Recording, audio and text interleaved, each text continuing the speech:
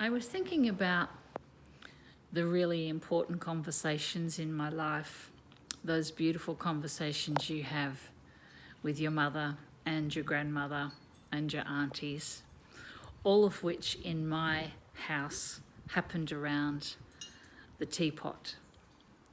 The kettle was always on, the teapot was always hot, the cups were always out, and that's where all these beautiful, wise conversations happened.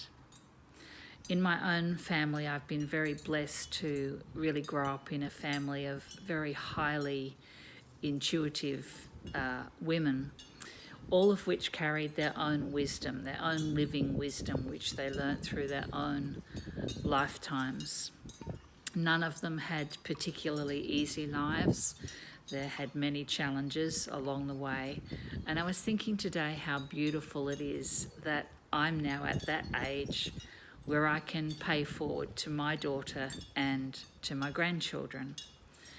And I felt this beautiful gratitude for the mum that I had. I was very, very blessed in that area of my life. She was a lot of fun. She sort of reminded us a lot of Lucille Ball, and she even looked a bit like Lucille Ball.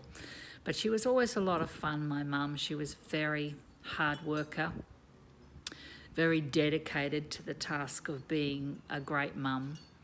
And she later in her life, because she had very little education, she went on and studied naturopathy and then homeopathy and then reflexology and osteopathy, something I just don't know how she fitted into her life with 5 children and a pretty explosive husband. But she did it, and she studied very hard for a very long time and passed with very high accreditations. And I was thinking today about my sisters and the women in my family line and how each of us have taken on board the wisdoms we were taught by our grandmother and particularly our mother, both of which were very insightful, intuitive people. My aunt on my father's side was also a reader, and we grew up in a house with teapots, teacups and teacup readings going on and tarot cards out, which in those days they used to just use the normal playing deck of cards. But I've been lucky in my life to grow up with a lot of astrologers, healers, seers in my life. And I thought that was pretty normal as a kid. I thought everybody had that going on in their house, but turns out it was our house in the neighbourhood where everybody else came to for that special cup of tea and some of that wise woman knowledge.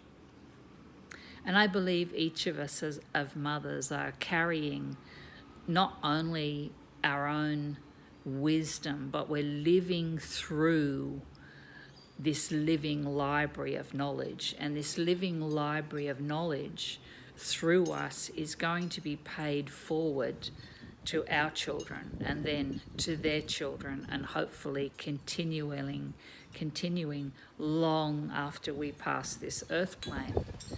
But what I'd like you to think about today is the imprint that you are leaving not only with your children through your own wisdom, but the imprint that you're leaving with Mother Earth, because every action we take, every word we speak, every thought we think goes out into the wider vibration. And that wider vibration is the imprint we're leaving with the Earth Mother. We, in this moment, have the power to shift the way we see our lives currently going.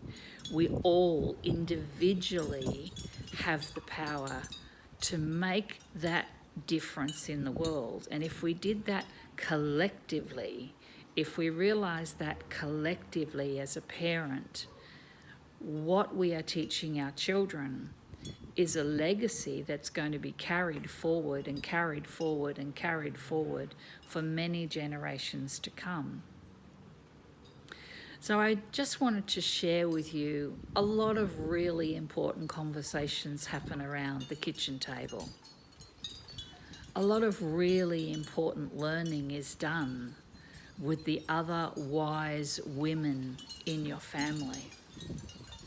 And whether they be your direct relative or your inherited relatives, there is always something to be learned. There is some other knowledge you can take on board, but a lot of that begins with the willingness to listen. Are you willing to listen to other people who are trying to assist you, trying to advise you?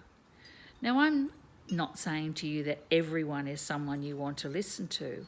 You will have your own natural instinct about who you feel is carrying a wisdom that is going to be helpful for you, and that's where you need to be open enough to value and to listen to those that are walking the path before you. At my age, I've been walking the path a really long time. I've made absolutely oodles of mistakes, but I've also made many wonderful decisions through those mistakes about learning how to rise again, taking on information from every source I could find, reading lots and lots of books, but also listening to my elders.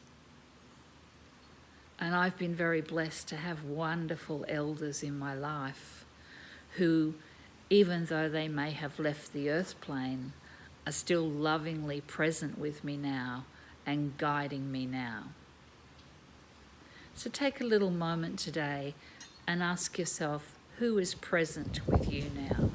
Who is currently present in your world that you can begin to listen to? Who is walking by your side from the space beyond the veil? Who is lovingly guiding you with their wisdom and their life? One of the really important things or skills you need to embrace in your life is the skill of listening. Listening to the wind. What is the voice on the wind? Listening to the elders around you who have walked the path before you. And then decide from that information what information feels right and true and helpful to you. And be grateful that you have received the knowledge and the wisdom from the beautiful women that have sat round kitchen tables for thousands of years, swapping the knowledge and paying it forward. Be grateful for that. It will forever imprint you, it will forever assist you, and it will forever guide you and all those following you for the rest of your life. This is Wendy. I look forward to talking to you again really soon. Bye for now.